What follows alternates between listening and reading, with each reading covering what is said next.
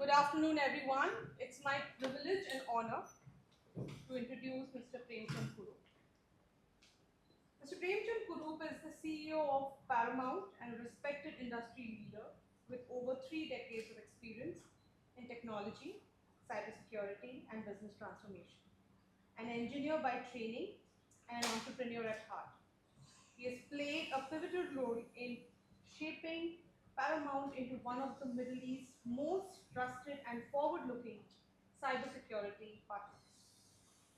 His leadership philosophy, build people, build entrepreneurs, build organizations, has fostered a culture rooted in learning, innovation, and integrity. With a strong foundation in global technology leadership and multiple entrepreneurial ventures, Premchand brings strategic vision, deep industry insight, and a passion for developing high-performance teams. Through his guidance, Paramount continues to expand its capabilities, strengthen its market presence, and deliver long-term value to customers, partners, and the wider cybersecurity ecosystem. Thank you, sir. Thank you, Professor. Good afternoon. Welcome to the 1% land space of India. Welcome to the 2.5% population of India. Welcome to the 3.8% GDP of India. Welcome to God's own campus. Welcome to God's own country. And welcome to my district. Thank you very much. I'm delighted to be here with you, and I'm actually honored and privileged because this is probably the first time that I'm addressing a set of people whom I've never met in my life, but honestly, I'm indebted to you. Because just like every one of us in the civilian world, in India, if we are here today, it is because you've been there for us. We may not be telling you this always, but it is there deep down in our hearts. The kind of contribution that you have made to protect this nation, hats off to you. Second reason is the decision that you have now taken to get into the civilian world. So what I want to tell you first is, welcome to the club. As servicemen, you would have enjoyed going to your club at 6 o'clock in the evening. This is going to the club at 8 o'clock in the morning.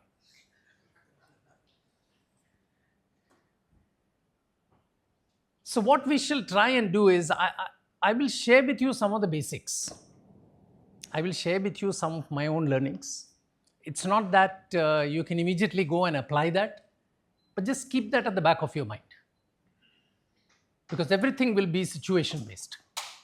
And when you're faced with that situation, you have to take a decision. And one of the most important things that you all need to remember is that in the civilian world, there will be no order. Nobody is going to issue any order to you. Somebody will tell you, I want you to go from here to Trivandrum. That's it. He doesn't tell you that I want you to go by road, I want you to go by train, I want you to take the aircraft, nothing. Now everything depends upon how you're going to interact with him and ask him, okay, you want me to go from here to Trivandrum, right? How much time are you going to give me? Is it 2 hours? Is it 4 hours? It is 6 hours? And then he says, okay, I want you to reach there in 6 hours. Next. Is that enough for you? No. You have to ask him another question. How much money are you going to give me? Because you're going to spend some money to go from A to B, right? So, civilian life is all about asking these questions. And what invariably happens is that 80% of the time, people don't ask any questions. They will go midway, and then suddenly he finds a big traffic jam. What will he do? So one of the important skills that you have to develop very, very fast is nobody is going to give you an order, number one. Number two, unlike in the defense forces where you cannot question your boss, here it is all about asking questions. And remember that in most companies today, particularly in the IT field, the position that a boss takes is that you are appointed to question my judgment. You see the transition? Why have I appointed you? I have appointed you to question my judgment. So you can't come in to my room, listen to whatever shit I'm going to say, dangle your head, accept it and move. No. You will have to look at me, don't care about my experience, and tell me, Prem, what rubbish are you talking here? This is not going to work. But the best part is that for you to be able to tell that, you should have done your own learning. You should have done your own homework. You should have your own data. All of you have heard of this gentleman named Narayana Murthy. Narayana Murthy once said in those early days, and I belong to that generation, he said, in God we trust. Everybody else has got to bring data to the table. You don't bring data, you're finished. Those of you who do not come from Kerala, and those of you who do not, those of you who come from Kerala and those of you who do not come from Kerala will not know one very interesting statistic. Do you know that we are the number one state in terms of gross domestic product per square kilometer? That's a big achievement, right? It's not easy. Gross domestic product per square kilometer. You might think it is Maharashtra, it might be Gujarat, where you have all the industries, BJP government supporting, you will have all that. It's all perception, nothing else. It is not clear data. Kerala's gross domestic product per square kilometer is 32 crores. The number 2 is Haryana with 27 crores. And there are people who will say Kerala is underdeveloped. Kerala is economically backward. There is no opportunity for management school kids who come out of IIMK. These are all perceptions. And one of the things in the corporate world you must understand is that your thought process is very, very important. Your mindset is very, very important. Let me recall one interesting story. Every morning, a lion wakes up in the African jungle. Because of your service background, you will love this. You probably know it already. He's smiling. So every morning, a lion wakes up in the African jungle. The lion knows that it must run faster than the slowest gazelle. Faster than the slowest. Otherwise, it won't get any food to eat. Every morning, a gazelle also wakes up in the African jungle. Now, this gazelle knows that it must run faster than the fastest lion. Otherwise, it will get killed. In the modern business jungle, it does not matter whether you are a lion or a gazelle. When the sun rises in the eastern horizon, you better be up and running. It's about hard work. Execution is discipline. And one of the best things that will come to you naturally, which is not there with us in the civilian world, is discipline. Fundamentally, we are not disciplined. We have a lot of people, they will tell us when we interview, I'm sure when we have come to IIMK in the past also, what do you want to be? I want to be a manager. Good question, good answer. I want to be a manager. Now you tell this kid, do you like to be managed? I'm asking you a question. Do you like to be managed? No. See that? You ask 10 people, I'm telling you 9 out of 10 people will say, I don't like to be managed. Now you ask this person who wanted to be a manager, why do you want to be a manager of people who don't want to be managed?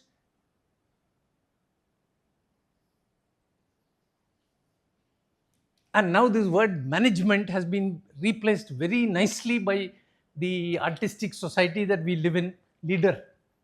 Everybody wants to be a leader. There is no leader without followers. So how can all of us be leaders? Some people must be followers also, right? And I've very often asked people who've said that they want to be leaders, I've asked them a very simple question. Have you ever tried to be a leader at home? And if you have succeeded, I really want to know what is the science and the art of this. So you should be very clear in your mind that we should be a leader in some situations. We should be a follower in some situations. And you should know in which situation you should lead and in which situation you must follow. And in the knowledge-intensive business, the person with the knowledge must be allowed to lead. Hierarchy has no meaning. And that is again a difference between the army and the navy and air force and the civilian life. Hierarchy has no meaning. Because already you have said that you are appointed to question the judgment of your boss.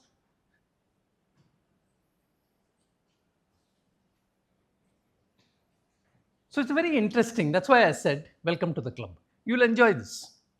Don't have to worry. Keep learning and altering your mindset. At this stage, from what you have listened to me thus far, do you have any questions? Feel free to ask me any questions. Sir, but questioning your boss can be a little tricky. Why?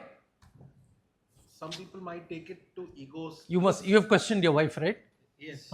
So don't worry. That means you're already very experienced. Initial part of his life, I think he must not be questioning now. Because what I meant to say is, it's imperative to understand the mentality of your boss before. All that is accepted. You have to know the other person, not just your boss, every person you work with. If you want to establish a relationship with me, you have to understand me, right? So all that work you have to do.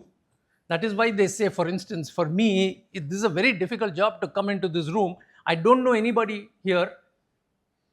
And I remember this old saying, if you want to teach Johnny arithmetic, not only should you understand arithmetic, you must understand Johnny.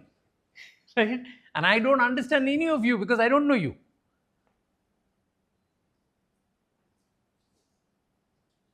So don't worry about that. But I will give you something to think about. It's not easy for everybody to implement because everything depends upon your position, your situation in life. And you have to factor that into account when you take decisions.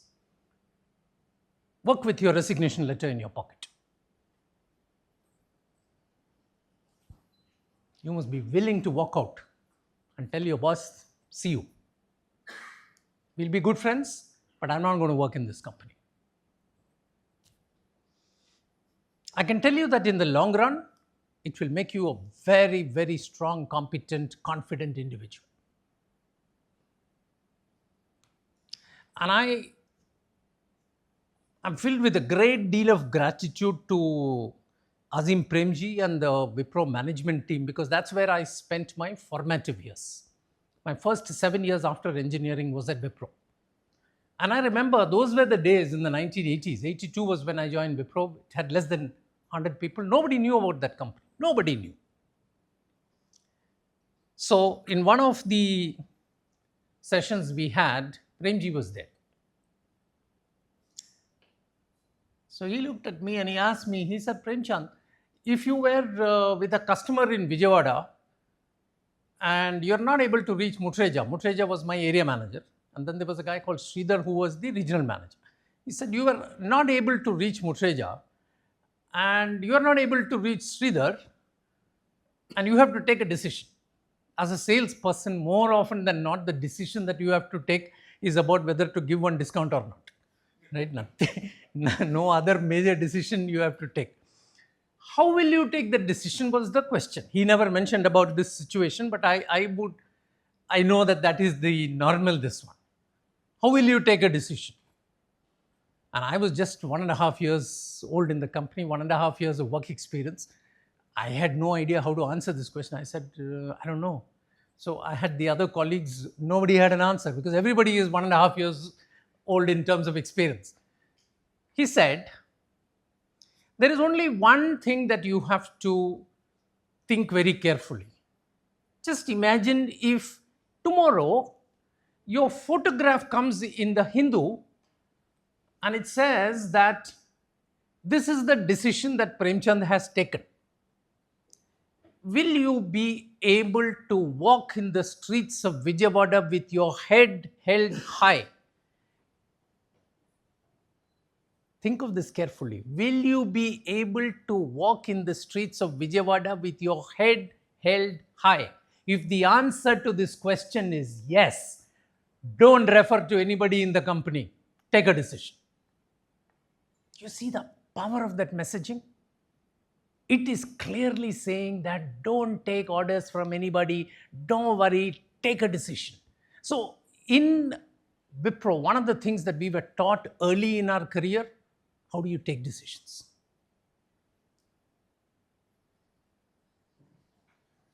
Now, let me relate that to a snippet that was there on the application form of Wipro when I applied for a job. There was a snippet from Peter Drucker. It said, the final proof of management's sincerity and seriousness is uncompromising emphasis on integrity of character in a management job. A man might himself know too little, perform poorly, lack judgment and ability, and yet not do damage as a manager.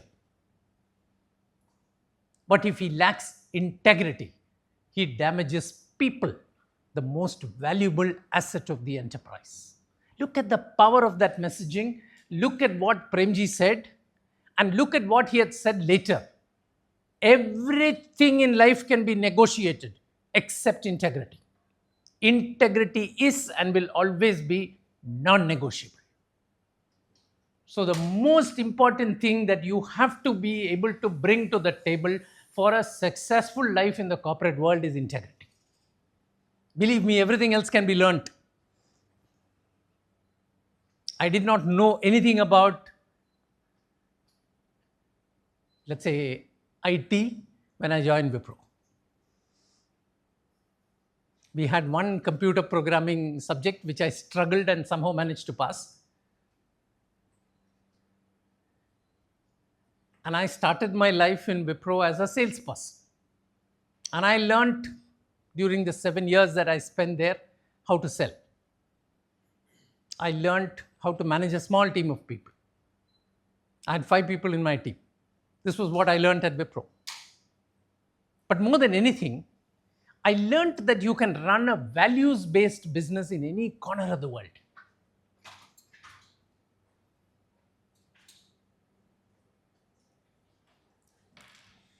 And I also learned, which to a large extent I learned in school and college itself, I learned how to learn.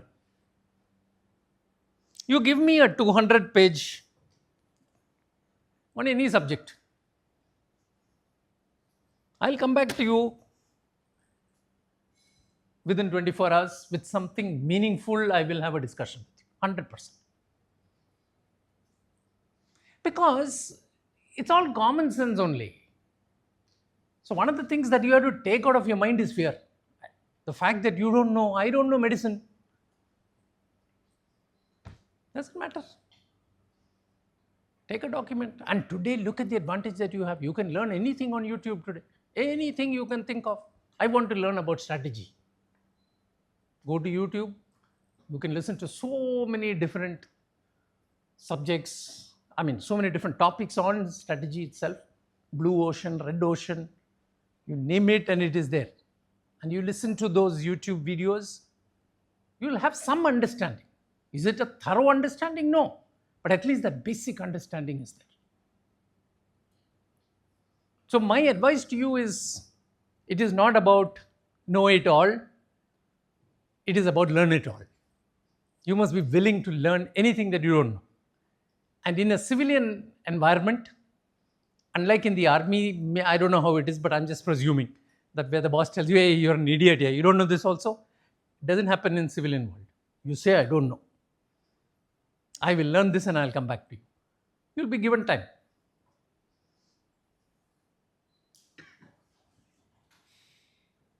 And look at the very interesting differences, that happens in the civilian world, which you will enjoy. That's why I said, welcome to the club. You can't resign from the Indian army and go and join the Pakistani army. Can you? Even if you want to. Civilian world, you can resign from Wipro and go and join Infosys next day. Both competitors. You can take the same customer whom you have given the quotation, everything you have given to him. Next day you are having the Infosys cap and you are discussing with the client.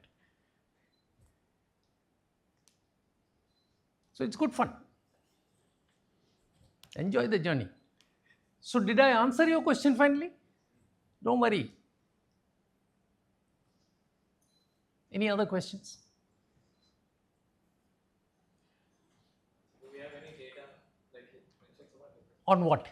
On what is the percentage of ex-servicemen who are doing reasonably well outside of Why are you worried about some guys who... See, in life, some people will do well, some people won't do well. Some people will do well at this point in time, 5 years later, they're not doing well.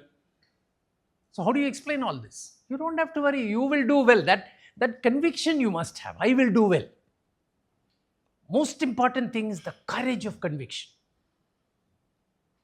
And in life, it's not even about defense or civilian. It is not a competition. You don't have to do badly for me to succeed. That is the first thing that you must understand. And therefore, you must always partner. Collaboration in the work environment is extremely critical. I think self-awareness is very crucial for people. You should know what you're good at, you should know what you're not good at. And what you're not good at, you must be willing to partner.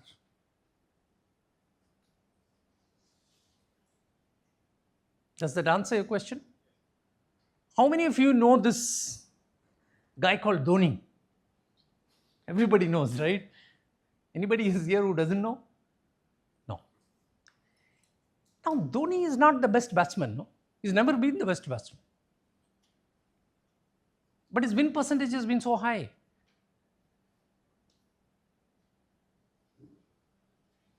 Because he knows that as a team, how do I handle that team? How many batsmen should I have? How many bowlers I should have? How is that mix? When should I ask this guy to bowl? Now, you see, this is the thought process of a captain or a leader. It is not about you being the best performer. You don't have to be the best performer.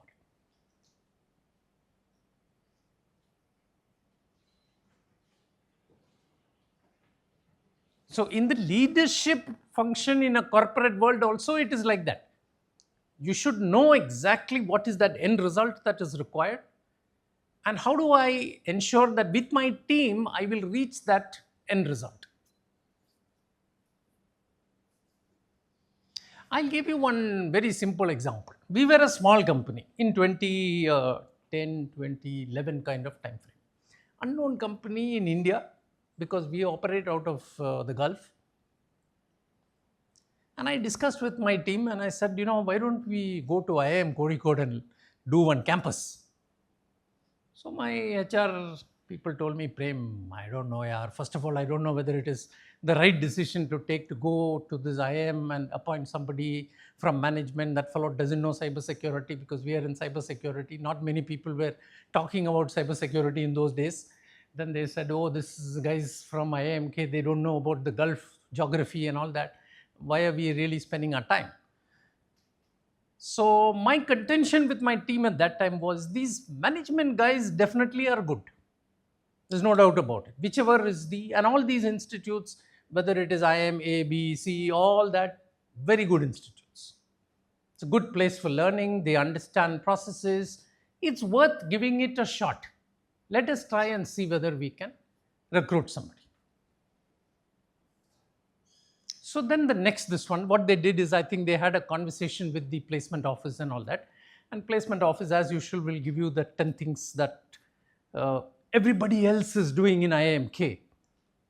And then my team came back and told me that, hey, Prem, this is going to be very difficult, yaar. You're not going to get anybody from there. Why should they join unknown company? Then more than that, you have a problem. Do you know who your competitors are? So I asked, who's the competition now? He said, McKinsey, Deloitte, you name it, and suddenly you are hearing Bain and Company, you are hearing Bank of America. Oh, all these guys are coming, is it? So I asked my team, I agreed, all these guys are your competition. I agree. I respect these guys. But tell me one thing, what is the process that all these companies follow? So again, they checked with the IIMK team and they said, this is the process that they follow. They come, they will make one presentation about what the job is and what their company is and all that. So I said, fine. So then I just took a call because I was also doing this for the first time in my life.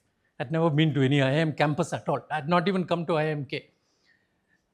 So I told my team, I will go alone. And that time we were small also, so we didn't have enough amount of money. Multiple people traveling from Dubai to Calicut, it would have been more expensive. So I said, anyway, I'm going to Calicut, my hometown free. I can see my mother also. So as part of that, I will come here to Calicut, do an interview. I came here, I think I came here at about some 2 o'clock or 3 o'clock or something like that. By the time I left, it was 8:45. And I was already 52 years old. So it was not easy for me for having spent so much time. And I'm talking of 2012. Huh? Now I'm 66. Just for your information, which is closer to twice the average age in this room today for data intensive people. Because I know that there are 10 people who are above the age of 40 and there are 24 people who are between the age of 30 to 40. And therefore your average age must be between 34 to 36, plus or minus 5%. So my message to you is, in the corporate world, one of the things is that you have to be very, very good on numbers. As one of the slides that our friend Mukund prepared, he's prepared a beautiful slide deck. We'll give this to you. Rather than going through these slides, I thought it's better that we give it to you. So you can apply your mind at any point in time, look at it. Mukund's email address will be with you. You can refer to him at any time if you have any doubts. Beautiful set of slides he has made, all in 24 hours. Just imagine, this slide deck is made in 24 hours. Look at what can be achieved today, and it's about speed. So I come back to data. You have to be very, very not mission driven, which is what you are taught in the defense forces. You have to be margin driven. Because your boss is always going to ask you, hey, you're saying you're going to do all this, how much money you're going to make? So you must be able to explain to him, this is the amount of money that you're going to make. And I'll give you one very interesting analogy from the Indian environment. It will open your eyes. If you go and buy a plate of idli, just imagine a simple product we are taking, odorless, tasteless, colorless. But this fellow is costing you, and you love it. It's costing you 25 dirhams, 25 rupees, sorry. My used to Dubai environment. Okay, 25 rupees if you buy it on the street in Mumbai. 25 rupees, okay? If you go to a slightly smaller restaurant where there is a place to sit, the same plate of idli will cost you 50 rupees. If you go to the world famous Saravana Bhavan of Chennai, one of my favorite places where I was born and brought up, it'll cost you about 125 rupees, I think, is the price of one plate of idli. Am I right, Mukut?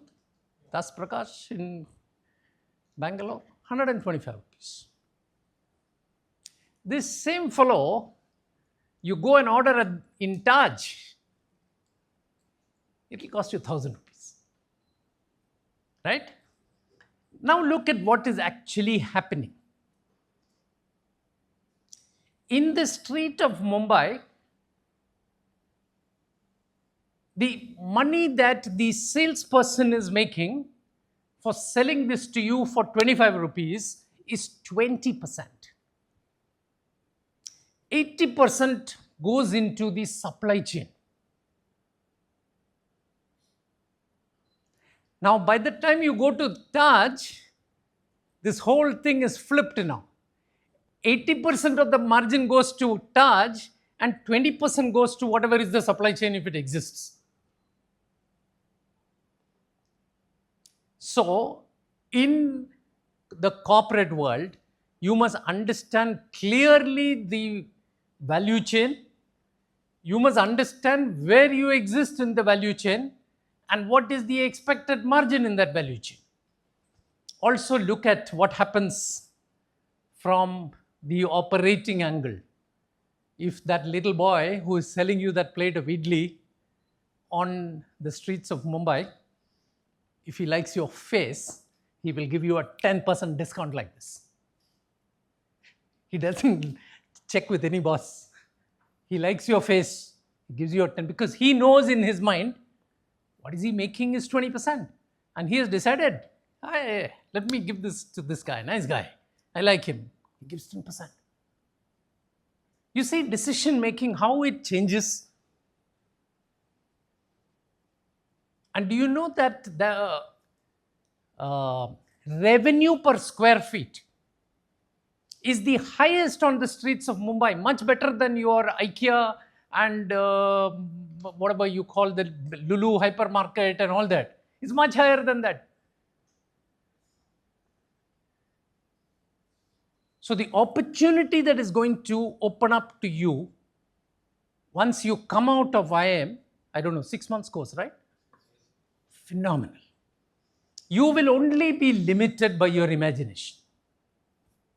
I repeat, you will be only limited by your imagination. You can go and start anything.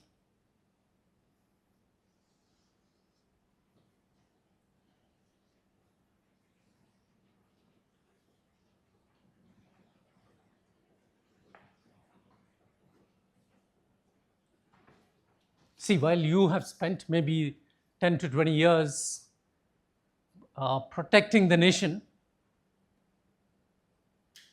my belief is that I have also spent 20 years in this business of protecting. If I was not around, I don't know what would have happened to all of you guys, man. Because today, attacks are no longer the way attacks are in the past. Everything is cyber today. Look at the wonderful electronic warfare that is going on in the Gulf today. We are all not afraid. In Dubai, a lot of people say, oh, you're going back to Dubai. Oh, the war is there. This is happening. That is happening. Nothing is happening. Statement number one is that nobody is worried about his life. I'll come back to it. It's not fully correct. But let's say 99%, nobody is going to die. Because who is fighting this war? It's all one robo is fighting, one missile is fighting, one interceptor is fighting. So just imagine a scenario where you have the line of control, but no Pakistani army on the other side, no Indian army on this side, only robos. And you are sitting somewhere in corporate headquarters, which might be in Kochi, which is at the other end of India, and you are controlling this robo at the line of control. Look at what you have to learn now to fight a war. It's fascinating the way the change that is happening in the world today. Warfare is going to change. It has already changed.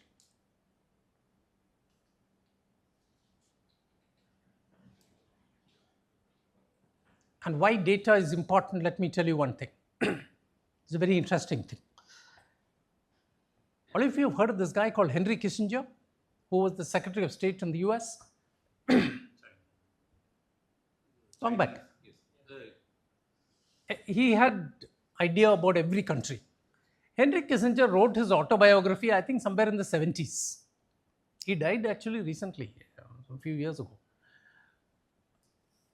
In his autobiography, which was written in the 70s, he wrote, either we will control the flow of oil in the Gulf or we will make the sheikhs beg us for military protection.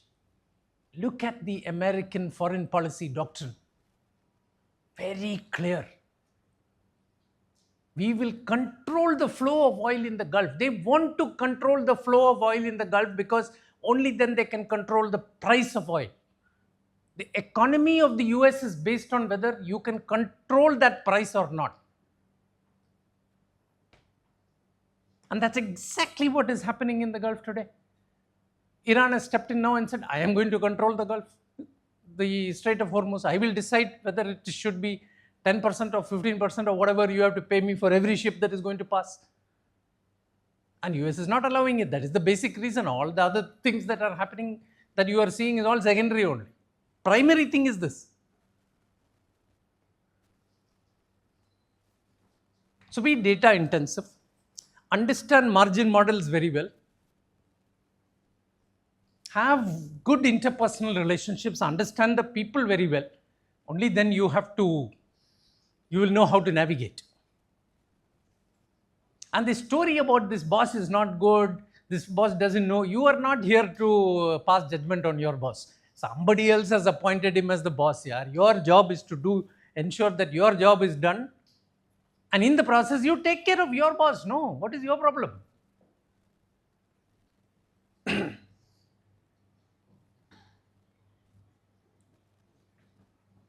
How many of you have read this book, Rich Dad, Poor Dad? Everybody has read. How many? 1, 2, 3, 4. The others who have, all of you have read. Very good. Those of you who have not read, my suggestion is go and read. It's a nice book. Now, one of the important things in that book is this. What does E stand for? Come on, man. You said you read the book.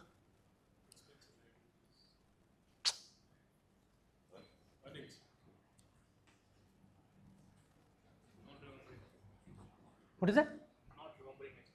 No, E stands for employee.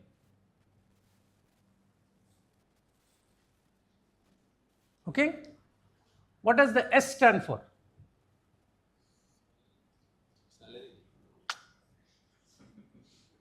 Self-employed. Okay? Now at least you should tell me the other three here, other two. B stands for what? Very good. Business owner. Okay?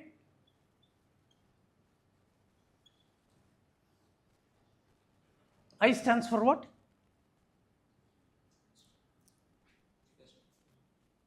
Industry. No.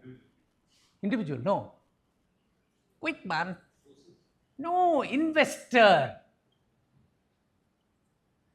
Now, the concept behind this book, this is the most important concept. Data intensive. There are only 4 quadrants in your life, whether it is you, whether it is me, whether it's anybody else. There are only 4 quadrants from where money will come. Either you are an employee, or you are self-employed, or you are a business owner, or you are an investor. Okay? 4. This is what is generating the cash flow for you. You need cash. right? Now look at what I did with this data. I read this book in the 90s. And I immediately told myself, and I learned that from Rich Dad Poor Dad's full book. Ideally, if you are able to generate cash from all the 4 quadrants, that is the best thing for you in life. Isn't it? You must be able to generate cash as an employee. You must also be able to generate cash as being self-employed. You can also generate cash being a business owner. You can also generate cash using an investor. How do you do all 4 at the same time? Simple. Devise a way. Be innovative. One of the things again in the corporate world you have to realize is tune your mindset in such a manner that you always keep innovating.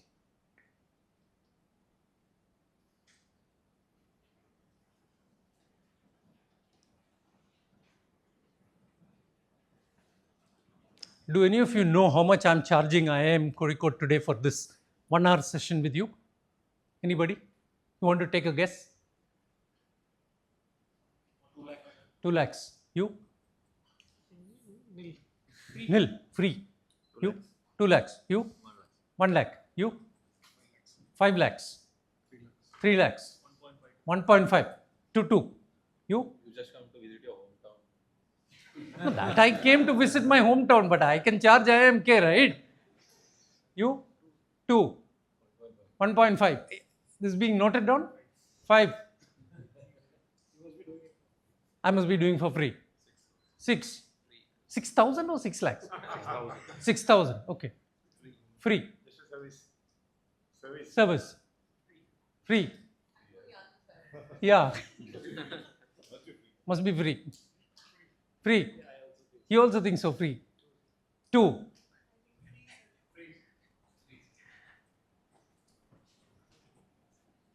See,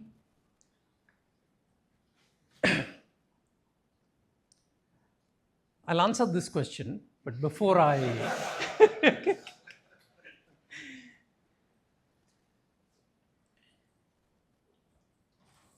the mindset is very important.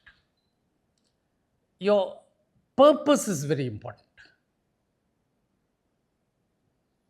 Your situation in life is very important. So generally what happens is that in life you have to realize that there is nothing right or wrong.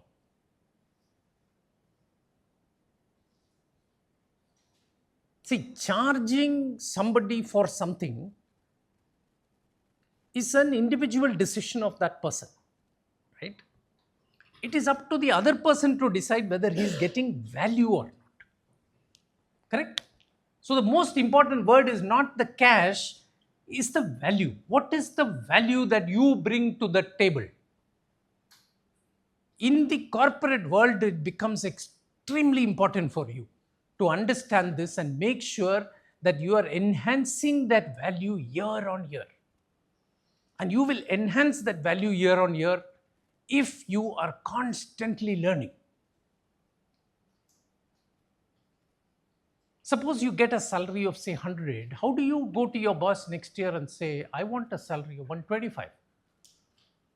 What is the basis? Why should he give you that increase? That whole concept, it is there in Mukund's presentation. It's about tenure. Tenure has no meaning. You can spend 5 years, you can spend 10 years. Is it the same value that you are adding? So that focus on your own value addition, understanding clearly what is the value addition that is missing in your whole proposal when you are delivering some service to a customer, and where can you get that additional value from by partnering becomes extremely critical to understand.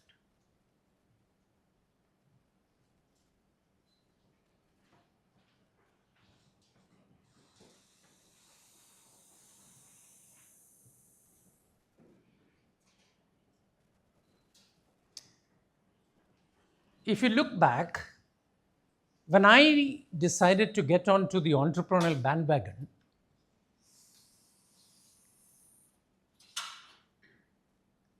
I defined clearly a vision statement for myself. Why am I getting into entrepreneurship? So my vision statement was mounting value for all my stakeholders. And my stakeholders are my employees, customers, partners, um, other shareholders, whoever, the entire, all constituencies. I will ensure that I will add value year on year. And how will I do that? Through very deep customer insight, very deep industry foresight, through collaboration and execution excellence. Now, this is what I defined for myself as my vision. And then I put one mission statement for myself. I said, I must have one mission statement. And my mission was building people. I loved people. So I always used to look at somebody and, see how I can contribute to that person. It can be anybody, not necessarily working with me. So building people. And my concept was, if I build, say, 100 people, maybe 5 people will become entrepreneurs. So building people, building entrepreneurs, and when you build these entrepreneurs, if you build 10 entrepreneurs, maybe 2 or 3 of them will be able to build strong organizations. So building organizations, building people, building entrepreneurs, building organizations. And now I've decided to extend this mission with building institutions. How do you build an institution which exists long after you have gone? I think there is a science to it. Who said value addition? Yeah, very good. I think there is a science to it. There is an art to it. And this science is today not taught anywhere. I think it can be taught, it can be created. Art is, of course, practice. So, coming back to what I said, I had a vision statement, I had a mission statement, I also had a value statement. I said, I will stick to these values come what may. And the values is clear. Be a clear person, be a clear company, be clear in all that you do. C stands for caring. We will not get into a relationship which is not win-win. We will make it win for you. But you must be clear in defining what is win for you. 80% of the time, people don't know what constitutes win for them. This is a difficulty that that person has. We ask him to go back, think carefully and come back and say, this is win. Now, at that time, we think, if we can make it win for him, we agree to whatever is the transaction or the long-term relationship that we want. So first is caring, think win-win. L stands for learning, continuous learning. I get up even today, 5 o'clock in the morning, 365 days, I spend at least 4 hours learning. Now, is it directly applicable to what is the work that my company is doing? Not really.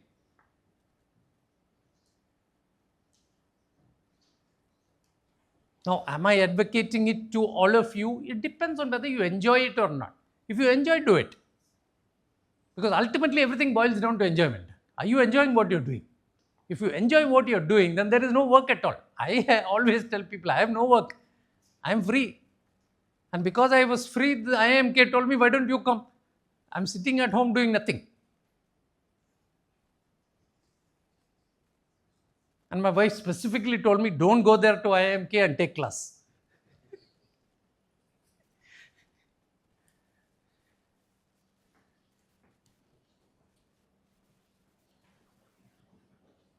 One of the people, Professor, where is Professor this one? She's not here. Oh, you're here. You should bring, have you heard of this guy? I don't know, because I think he does it for a living. So he would charge something and he's extremely good. There is a person named Captain Raghuram. You should listen to his YouTube videos. Maybe you should get him to campus if it is affordable within your scheme of things. He's brilliant. The kind of motivation that he can bring in within 1 hour is simply fabulous. I've enjoyed listening to his YouTube, and he has facts and figures with him. He was in defense, I don't know which, this one. Army captain? Yeah. Then he worked in the corporate world, so he knows how corporates work. And he worked for both Mahindra and he worked for Reliance.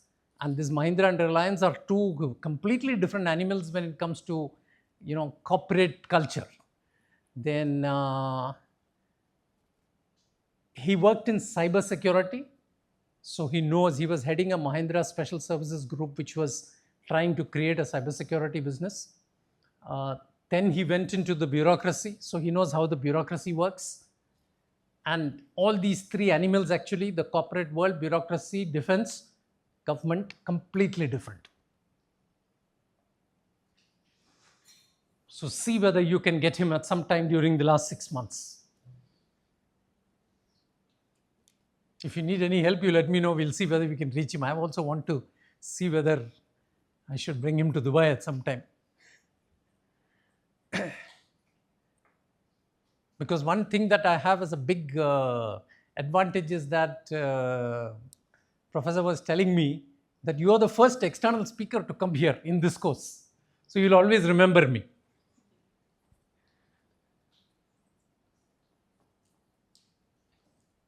What else? Any other questions? In the initial part, you talked about knowing when to lead and not knowing when to follow.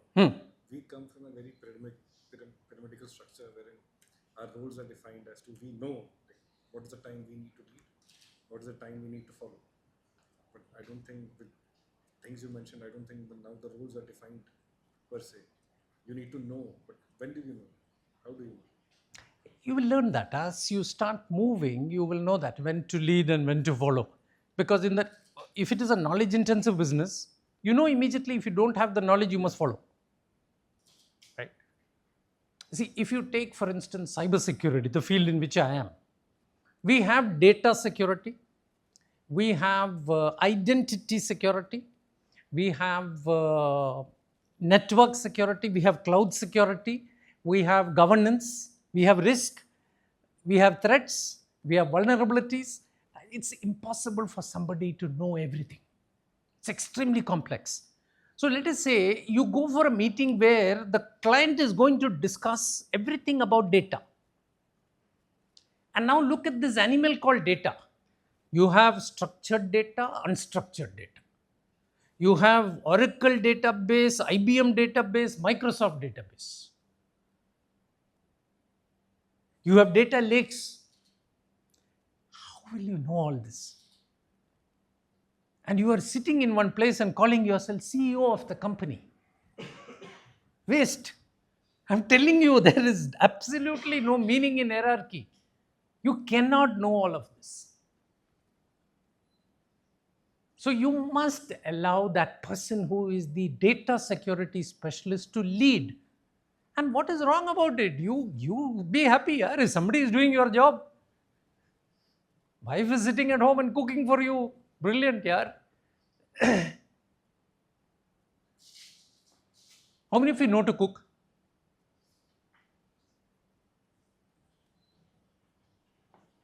Very small percentage. Why? This is the reason. Somebody else has been cooking for you, so you never bothered to learn. I think basics you should know. One of the key things in the corporate world is that you should know at least some basics. Only then, let's say I would say diagnostic skills will really improve. I will narrate a very, very interesting incident which will explain to you why you should ask the right questions, why you should have a very broad-based knowledge, because only then you will be in a position to create an impact with that other person. And remember this always. If the patient is convinced about the diagnosis, the patient will be convinced about the prescription. 100%. Now look at a scenario where you have two doctors. I come to you, Dr. Paul. Doctor, I have been having fever last 2 days, very high fever. I've been checking at home. It is about 104 degrees and all that. You immediately, Prem, there is one viral going around in Calicut. Don't worry, this is the medicine. You just eat these medicines. Shh. Over, next patient. Next patient is waiting. So your worry is, how do I send this fellow off and get the next patient, right? So I'm going now. I come to now Dr. Jitin Raj. So he says, Prem, sit. What's the problem? I'm having fever, doctor. Last 3 days, it's more than 102 degrees. Okay. How about your motion? All okay? Headache? Do you have headache? No, no headache. Cough? Cold? Body pain? Nothing. Only fever. Yes, only fever. Wait. Sit here. Let me check your BP. So he checks my BP. Then he says, nurse, come. Let's take his temperature. Takes temperature. Right? Then he says, okay, let me put my stethoscope now. He sees everything. Heart and all seems to be okay. Lungs also seems to be okay. That's why you don't have any cough. Then he says, I'm not sure whether you have an infection or not. Very often, if you have fever, it is because of an infection. Now, how do you determine whether the patient has got infection or not? Anybody? Blood test. There's no other way. No other way. You have to do a blood test, right? And only after the blood test comes, you can decide what medicine to give. So he tells me, Prem, I want you to go and do a blood test. Don't worry, blood test results will come in 3-4 hours. You go home. I'm consulting again in the evening. Come back to me. Now, do you think he will have greater confidence? I will have greater confidence in Dr. Jitin Raj or our Dr. Paul?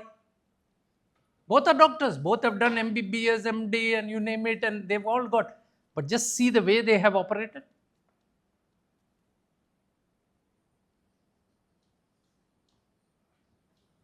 I'll give you an even more interesting response, but around the same subject. My daughter runs one small retail outlet, a diamond jewelry retail outlet in Calicut. So one day she was at that retail outlet and her husband is from Cochin. So one old lady in her 70s with a daughter who was probably in her 30s came to the store. And they were looking at some jewelry and all that. And then this old lady looked at my daughter and asked, are you also from Cochin?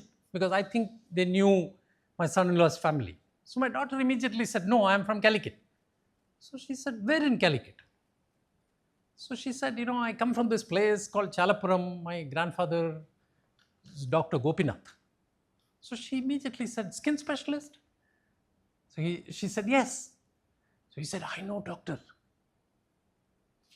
So my daughter was hearing this. Okay. She said, my mother, this old lady, 70, her mother, she said, took me to see Dr. Gopinath when I was in my 20s. I had severe rashes on my back. And she said, you have one small, one consulting, one room attached to your house? She said, yeah, that only. So he said, yes, I remember. I came there and then he asked me to sit in that chair. He examined my back and then went and sat in his chair, kept looking at my face for a minute, and then asked me, Mole, are you pregnant? It's Mole's daughter. She said, I was shocked. Here is one person who is a dermatologist. All that he has done is he's looked at my rashes and he's asking me this question, am I pregnant? So she immediately said, I don't know. I got married and we are trying. So he said, do one thing. Go and do the test, pregnancy test. Come back to me. Nothing to worry about this. We will fix this. But I want to know that result. And just imagine what happened. She said, I was surprised. I went and did the pregnancy test and I was pregnant. That is consulting. Data, knowledge. You keep building that. Believe me, your ability to add value will be automatic. And you will enjoy that. How many of you have heard of this Dr. Azad Mopan? He's one of the finest Calicut entrepreneurs. Astamed cities. Maybe you should get Priyanka, you should. Priyanka, right? Huh? Prantika, yeah. Sorry. Prantika, you must try to get Alisha Mopan, who is Dr. Mopan's daughter. Very good, CEO. Now, I went to see Dr. Azad. He was in Calicut Medical College. He's a gold medalist from here. Like our friend Namit, who's a gold medalist from IMK. So I know 2 gold medalists.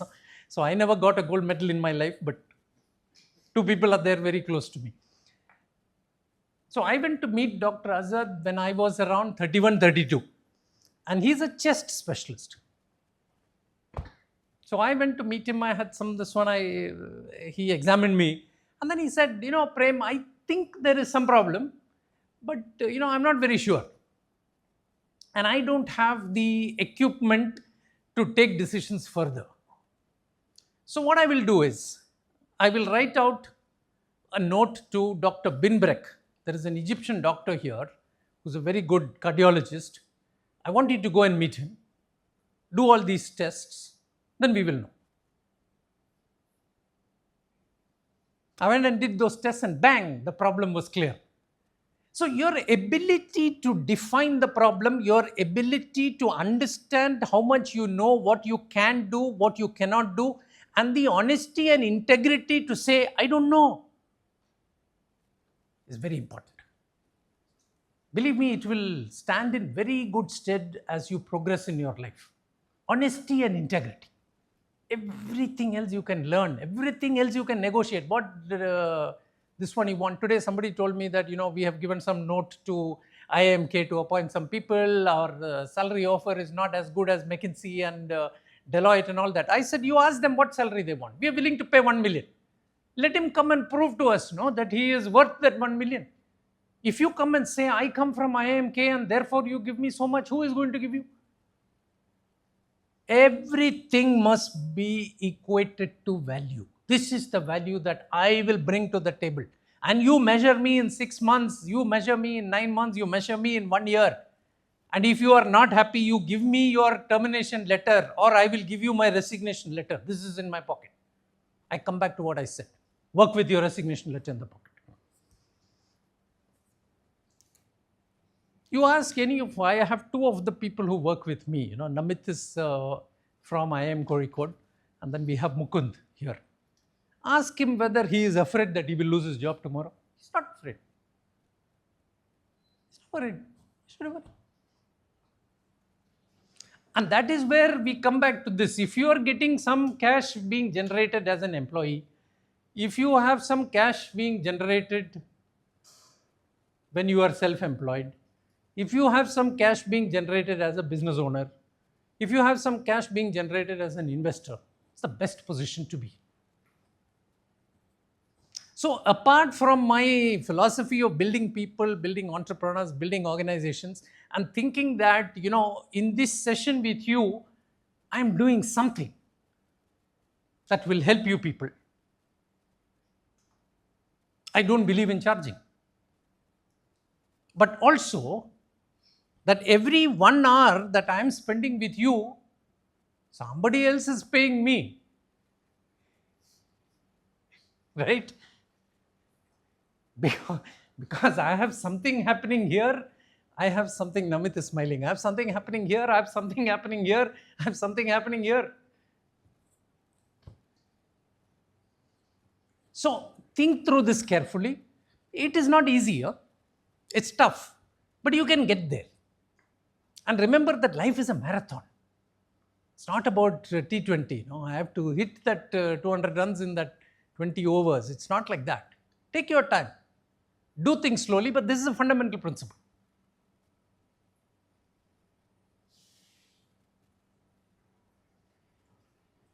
We have one living example here, our friend Navneet, who is doing PhD here. You guys should meet him at some time. Huh? He's a very, very intelligent fellow. He was a kid doing something in school when I met him in Trichur. I went to his house and he told me I'm doing this 10th standard and all that. And we started discussing, sine squared theta plus cos squared theta and dy by dx. And those of you who know maths will be able to quickly relate to it. So I asked Navneet that, you are very bright man. I'll give you one problem. If you solve that problem, I'll give you 1,000 rupees. That's the price money for it. In those days, 1,000 rupees was bigger. It's not like this. I don't know, when was it? 2003. He took up this challenge. This young boy, he's in the 10th standard. And then within 24 hours, he came back and told me this is the answer. Obviously, I gave him 1,000 rupees. But I'm just saying that be result oriented. Understand clearly what is the outcome. Ask your boss, what is your expectation from me?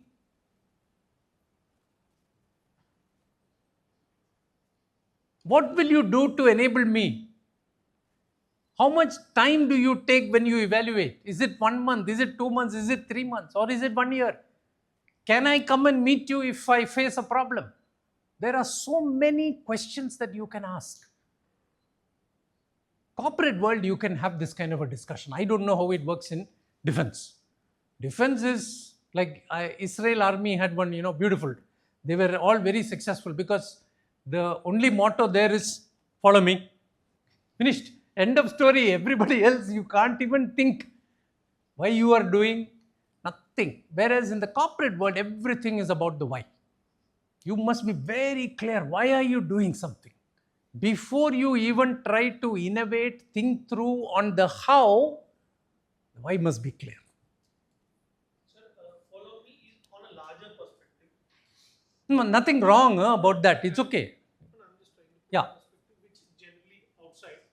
Follow me is on a larger perspective. But when it comes to the company level, platoon level battle, it is purely the decision making. You see the Local decision making. Very good.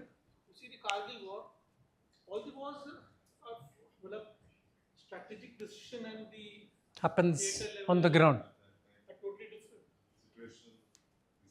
Very good. Every battle was Which is very good for you. You are very well equipped with that. So in the corporate world, it will be like that. So this, you had brought up before that wanting to learn or knowing that everything is learnable. How well is it taken in the corporate state? As in, if you're shifting from one expertise to another, where you have no knowledge, but you're willing to learn, or willing to. So, how is it taken in the corporate system? And because these YouTubes and self-learning does not have any certificate attached to it, so how is it taken there with the HR or in the initial steps? See, I think there are two things that you people must all learn, irrespective of what is your function. Because this is my functional competence area, I'm telling you this. But don't assume it is because of that. My submission is that you must know how to sell. And you must learn how to sell. Very, very important. And it's not that selling is very easy. It's not that it is very difficult also. There is a science, there is an art. Art is all about practice.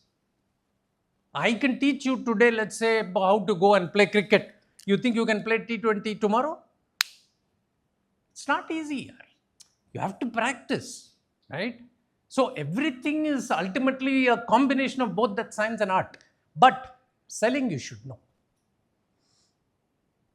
If you say, I have gone and met my boss and he did not agree, the problem is not with the boss, the problem is with you.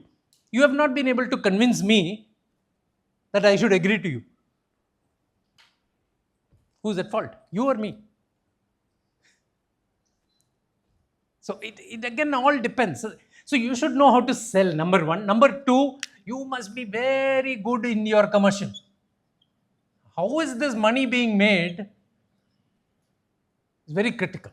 How is money being spent? Very critical.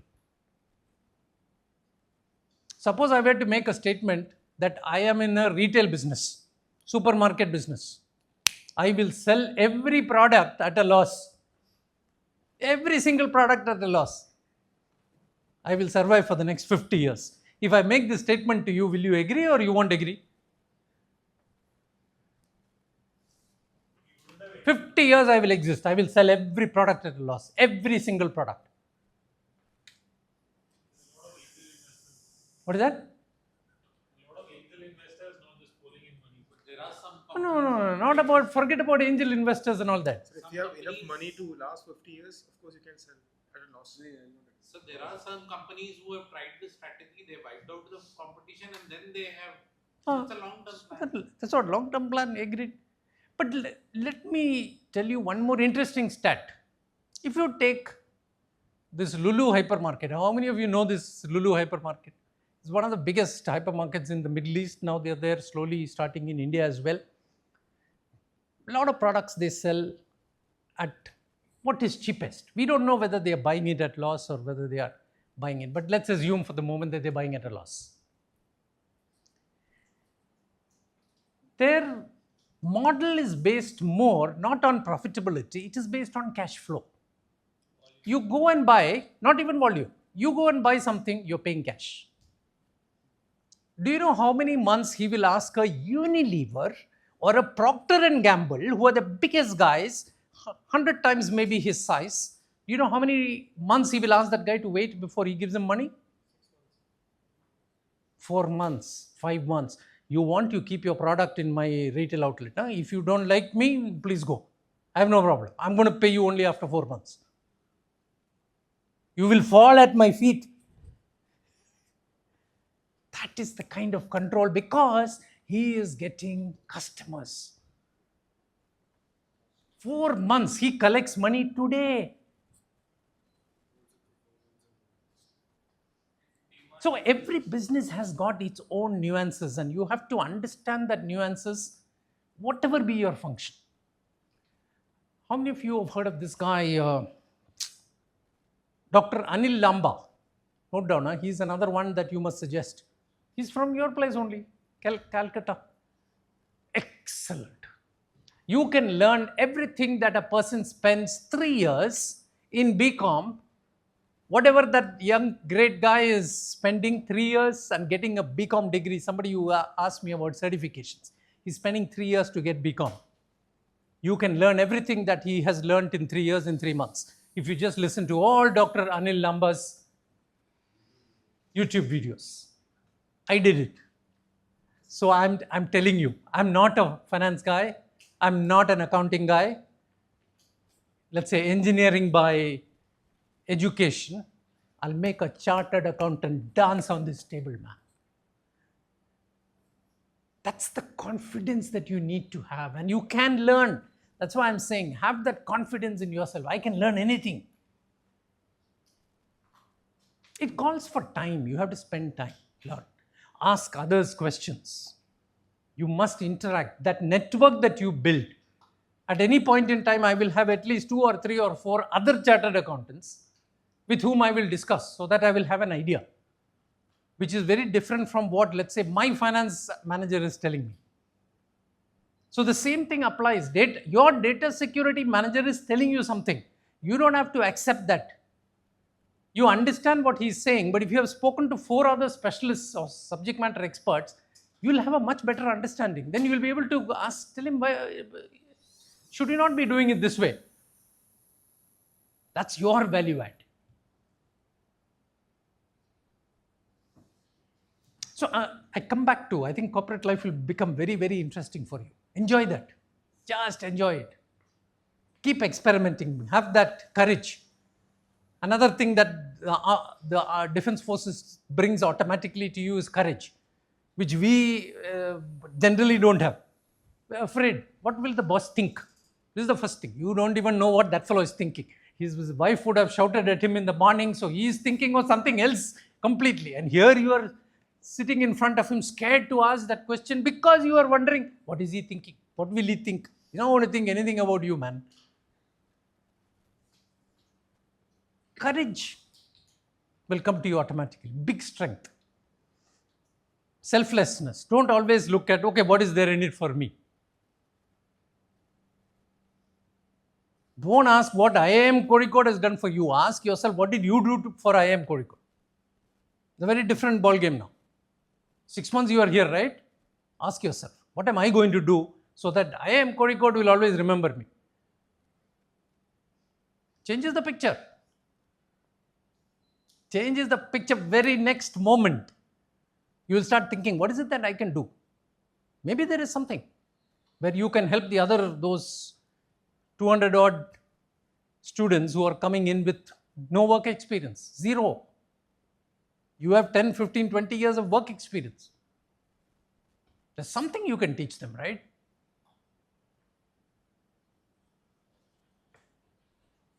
What else?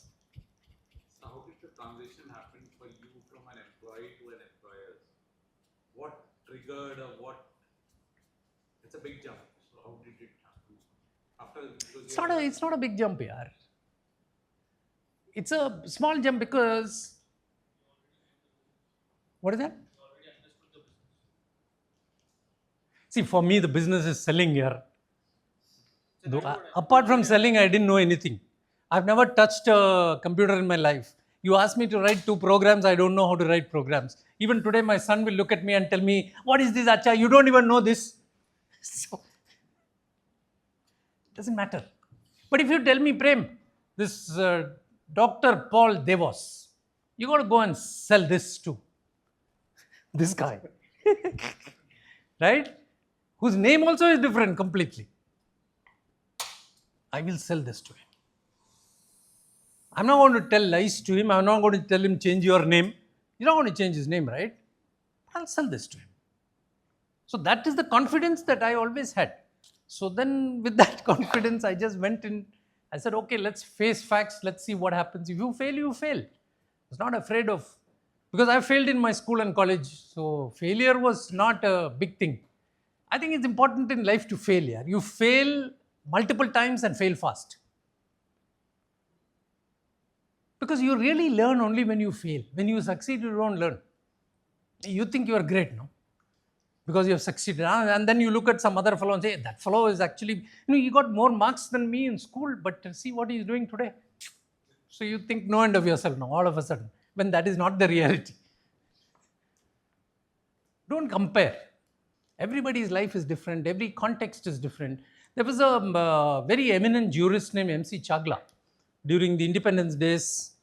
And M.C. Chagla had written in his autobiography, he wrote, it is sheer human vanity to attribute to oneself the success or the eminence that one might have attained, because more often than not, it is circumstances that makes the man.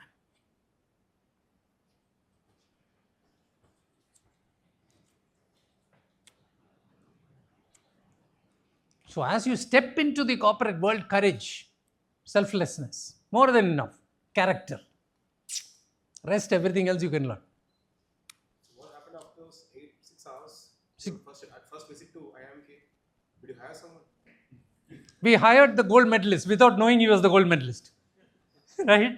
He's still with us for the last 15 years. He's been with us.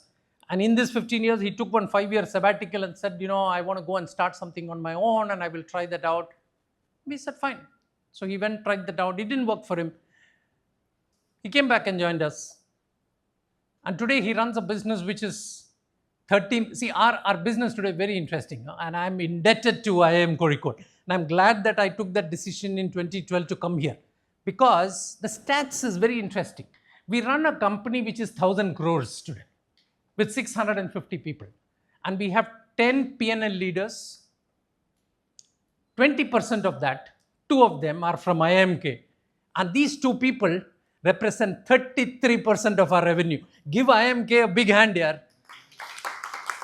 You guys must be lucky to be here, because this is an opportunity for you to network, not just with your own people in this batch, with everybody else, faculty, with the other students, because networking is extremely critical, because you just don't understand how that network will help you.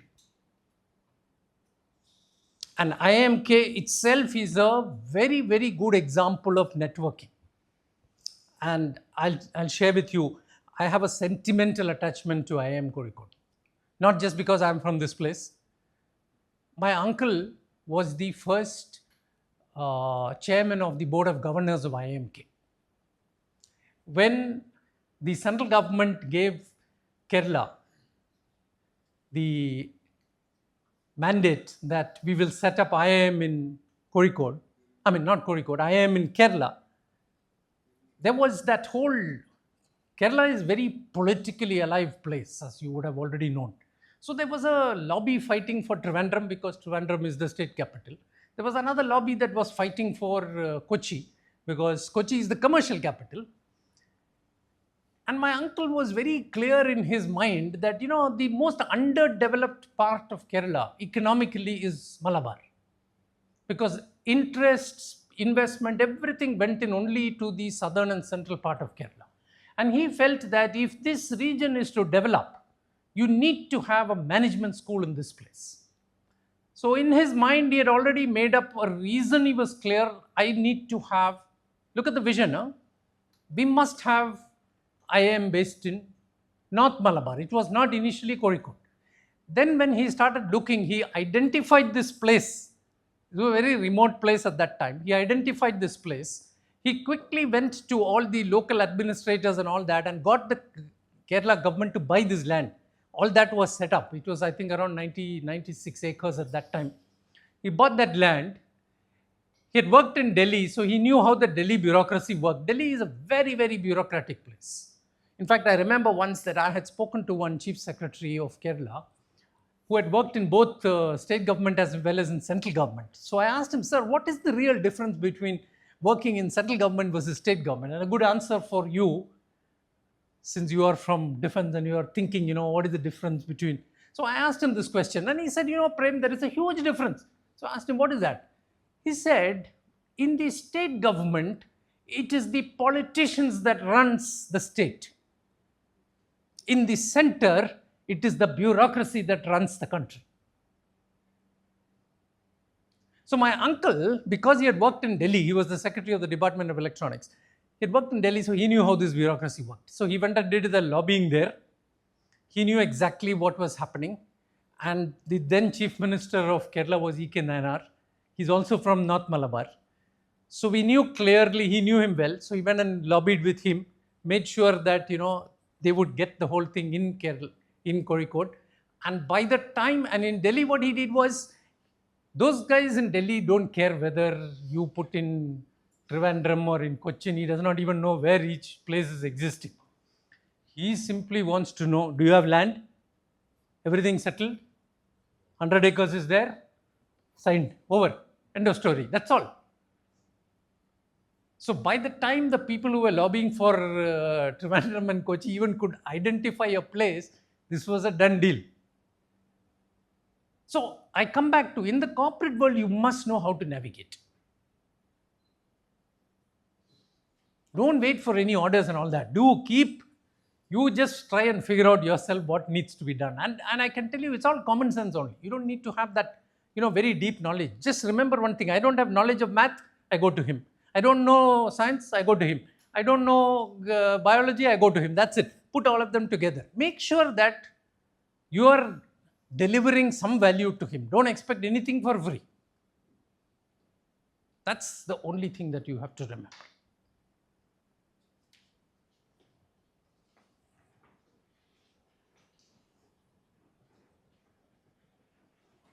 So we will conclude with one last question. Anybody who wants to ask this last question? Otherwise, we will call it a day. No questions? Good. I just want to tell you to always remember that you are God's gift to you. What you make of yourself is your gift to God. Good luck. Best of luck. Do well.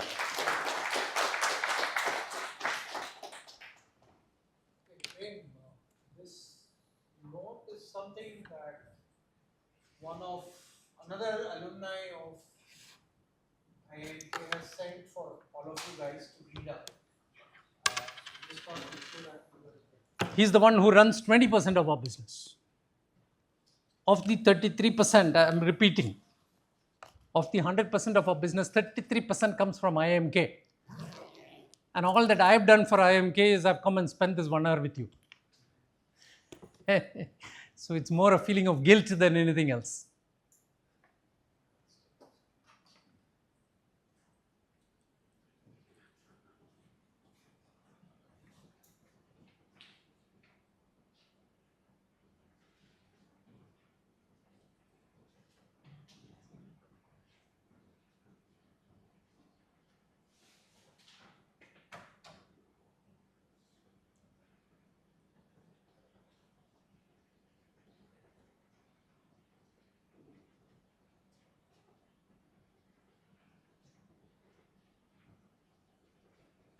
Very nicely written, straight from the heart.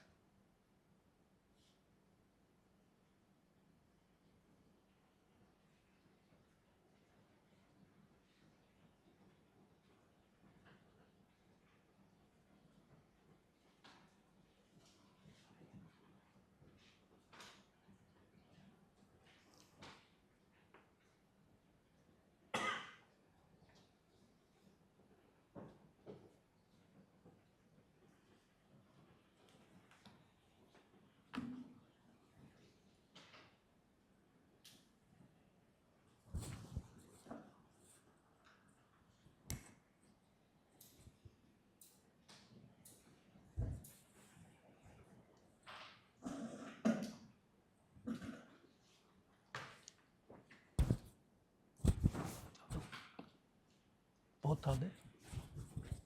No.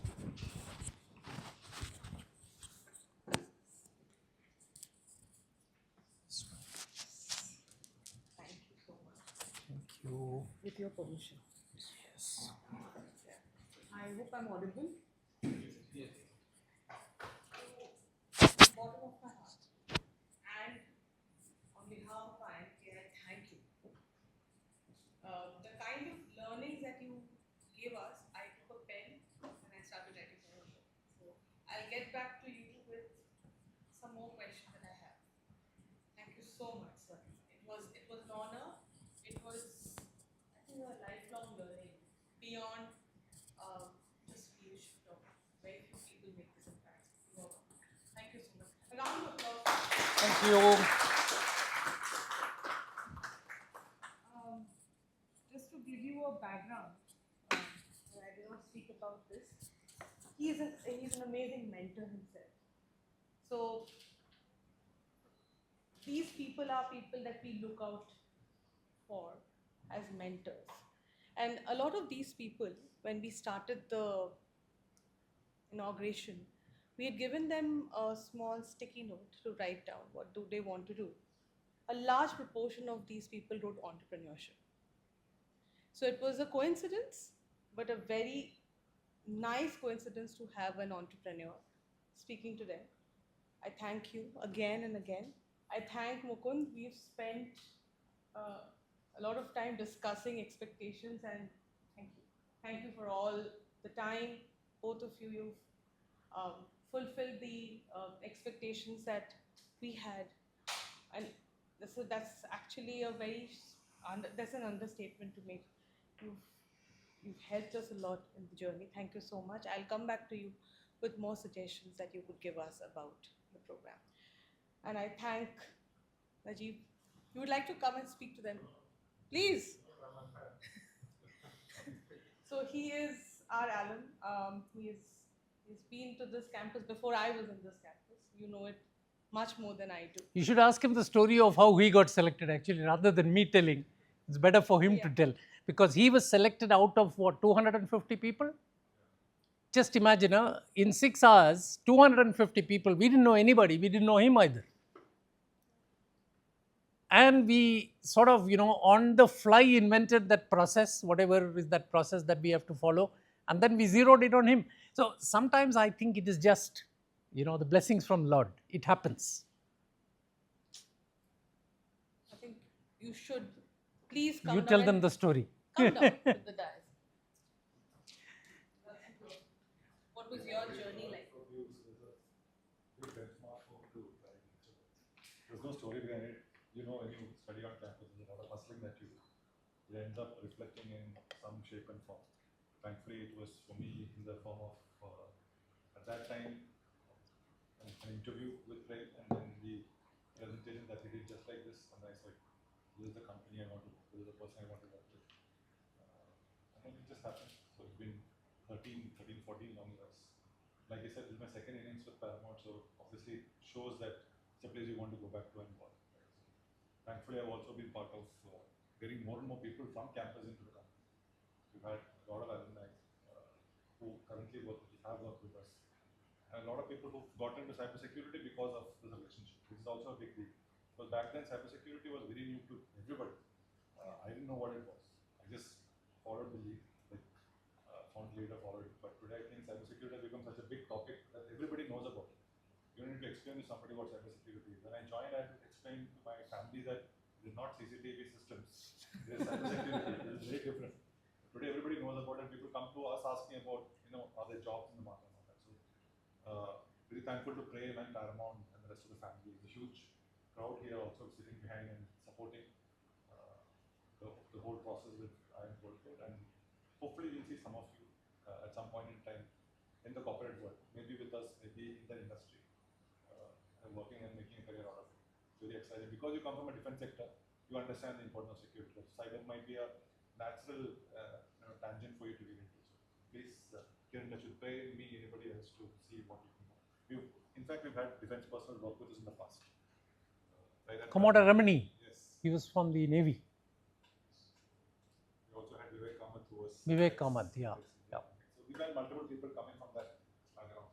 And in fact, we see more people from defense in cyber. If it's women from defense to corporate world, people exceed in cybersecurity skills because that comes naturally to you. You're protecting something. How we protect that is different. So that's all from my side. Good luck. Hope you guys enjoy.